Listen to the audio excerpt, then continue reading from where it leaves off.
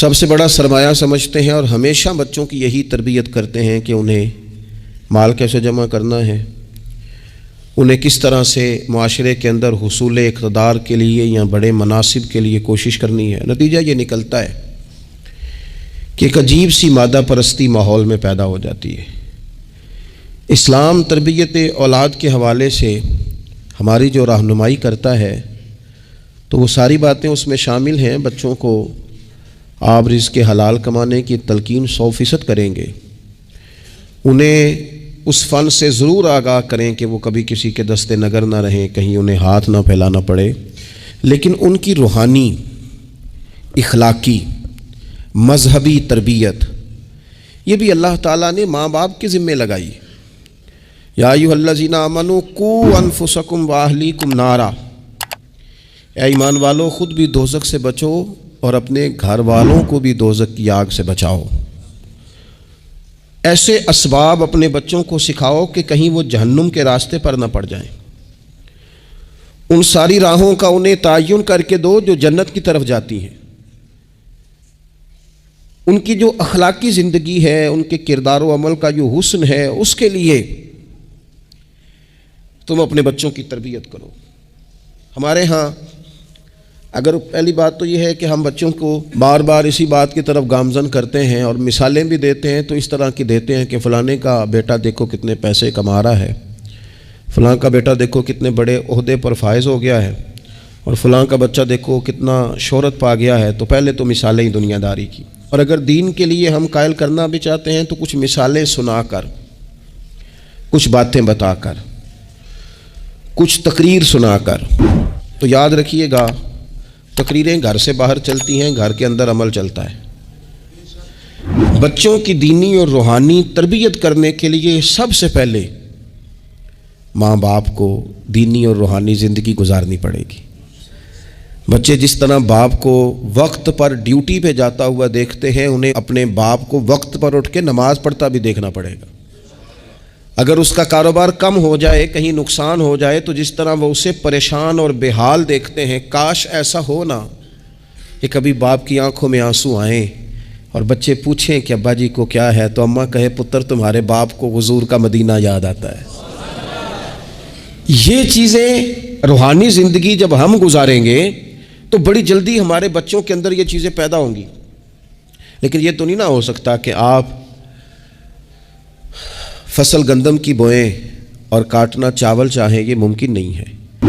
ہم چاہیں کہ ہم گھر میں کوئی دینی کام نہیں کریں گے، لیکن پتر تیرے اوپر پابندی ہے، تو نے سارے دینی، روحانی، اسلامی سارے تو نے کام کرنے ہیں۔ میرے پاس لوگ بچے داخل کرانے آتے ہیں تو ایک جملہ وہ اکثر بولتے ہیں، وہ کہتے ہیں جی میں بچہ داخل کرانا چاہتا ہوں تاکہ میری بخشش کا ذریعہ بن جائے۔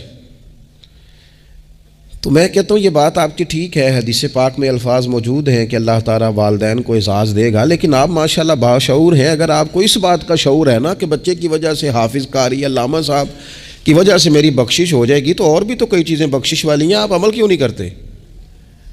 ان پر آپ توجہ کیوں نہیں دیتے؟ اس طرف بھی تو آپ غور فرمائیں۔ آپ کسی اور کے ذریعے سے جو بخشش چاہتے ہیں تو کوئی ایسا کام کرے نا کہ ہم رب سے دعا کریں تو اللہ ہماری وجہ سے کسی اور پر بھی فضل فرما دے۔ لیکن ہم اپنے آپ کو تبدیل نہیں کرنا چاہتے، اپنے اندر تبدیلی نہیں لانا چاہتے۔ ہم کوئی سویرے اٹھ کے کچھ مصلی کو، عبادت کو، اللہ کو ٹائم نہیں دینا چاہتے۔ ہم گھر میں سچ نہیں بولنا چاہتے۔ کیا ہمارے بچوں کو خبر نہیں ہے کہ ہم موبائل پہ کیا دیکھتے ہیں؟ کیا بچوں سے یہ بات چھپی ہوئی ہے کہ گھر کے اندر جو مال آتا ہے وہ کس طرح کا ہے؟ کیا ہمارے بچے نہیں دیکھتے کہ ہمارے باپ کا رویہ ہماری ماں کے ساتھ کس طرح کا ہے؟ کیا وہ چیزیں بنظر غائب غور سے ملاحظہ نہیں کرتے کہ ہماری اماں کا رویہ اپنے میکے کے حق میں کیا ہوتا ہے اور باپ کے والدین کے حق میں کیا ہوتا ہے؟ وہ ساری چیزیں جو ہمارے گھر میں ہو رہی ہوتی ہیں وہ بغیر ہمارے بتائے بچے اسے سبق لے رہے ہوتے ہیں۔ اس رستے کے وہ مسافر ہوتے ہیں جس رستے پر میرے گھر والے چل رہے ہوتے ہیں۔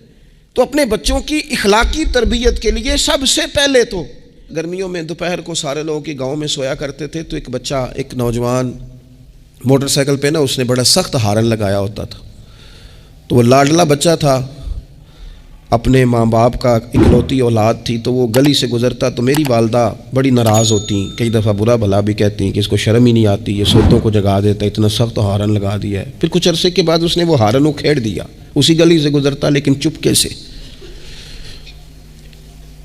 تو بچہ شرارتیں کرنے والا شرارت چھوڑ جائے تو پھر بھی سوال کھڑا ہوتا ہے کہ کیوں چھوڑ گیا ہے۔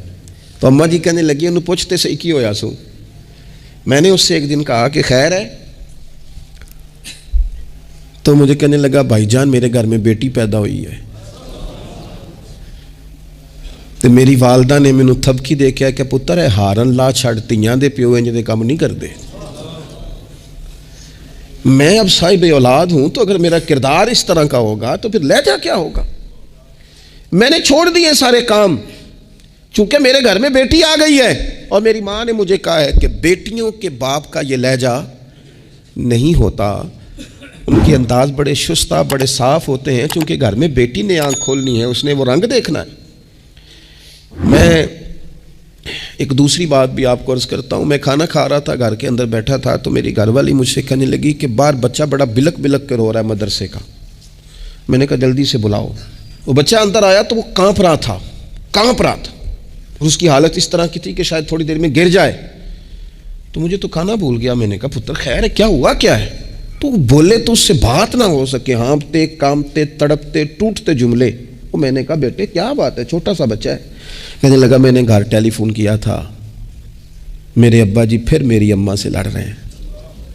حضرت صاحب جب وہ لڑتے ہیں تو ہم چارپائیوں کے نیچے چھپ جاتے ہیں، خوف آتا ہے، میری بہنیں روتی ہیں، ہمیں کسی چیز سے اتنا ڈر نہیں آتا کیونکہ ہمارا والد پھر ہماری اماں کو مارتا ہے، خوف آتا ہے۔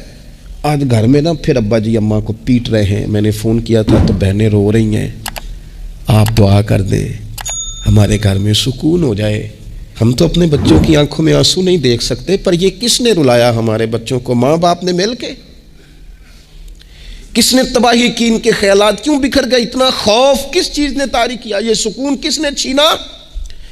میں نے پھر ان کے والد کو بلایا، گزارش کی، اور مجھے امید ہے کہ وہ میری بات بھی سمجھ گئے ہوں گے۔ میں نے ان کو وہ سارے حالات سے آگاہ کیا کہ آپ کے بچوں کی نفسیات کہاں تک جا رہی ہے، پر میری آپ اس واقعے کے بعد میں سمجھا کہ شاید یہ ایک گھر کا مسئلہ تو نہیں ہوگا، جانے کتنے گھروں میں یوں ہوتا ہوگا، کتنے بچے خوف کی زندگی گزارتے ہوں گے، اللہ جانے اب کیا ہونے لگا ہے۔ تو اپنے بچوں کی اخلاقی تربیت کے لیے، اخلاقی بڑا پیار کرتا ہے باپ اپنے بچے سے، میں صحیح بتاتا ہوں، آپ بڑا پیار کرتی ہے ماں اپنے بچے سے، لیکن یاد رکھنا اس پیار میں کہیں وہ اخلاقی حدود کو کراس نہ کر جائے۔ یہ دیکھ لینا کہیں آپ کے لاڈ پیار میں کوئی ناجائز بات اس کے منہ سے نکلے کسی کے بارے میں اور آپ اسے قبول کر کے کہیں اسے تباہ نہ کر دیں۔ باپ میں نے دیکھا ہے یہ کام کرتے ہیں کہ بچے نے اگر کبھی کوئی تحفہ مانگ لیا ہے اور موقع آ گیا ہے تحفہ دینے کا تو باپ اوور ٹائم بھی لگاتا ہے۔ والد کہتا ہے اپنی فیکٹری کے مالک سے کہ میں تھوڑے تھوڑے کٹوا دوں گا، پر مجھے بچوں کے لیے گفٹ خریدنا ہے، ان کے کپڑے بنوانے ہیں، بڑی جان جوکھوں میں ڈالتا ہے، اور وہ کہتا ہے کہ میں اپنے بچوں کو مایوس نہیں دیکھنا چاہتا، میں اعلیٰ سے اعلیٰ چیز بھی لاؤں گا۔ پر آپ کو پتہ ہے اللہ کے پیارے رسول علیہ السلام نے فرمایا کسی باپ کا اپنے بیٹے کے لیے، اپنی بیٹی کے لیے سب سے بہترین تحفہ یہ ہے کہ وہ اپنے بچوں کو اچھا ادب سکھا دے۔ یہ سونا تحفہ دیا ہے باپ نے کہ اس بچے کو اس نے اچھی تربیت سے روشناس کرا، یہ خوبصورت تحفہ سونا، یہ کمال کر دی والد نے کہ اس نے اپنے بچے کے آداب زندگی میں ایک اچھے ادب کا اضافہ کیا۔ اپنا ہزاروں کا لاکھوں کا تحفہ لے کے آئیں لیکن اس کی اخلاقی تربیت کریں، اس کے کردار میں جاذبیت پیدا کریں۔ ہو نہ آج بھی کوئی ماں ایسی جو غوث پاک کی ماں کی طرح کہے پتر بھوک کاٹ لینا پر جھوٹ نہ بولنا۔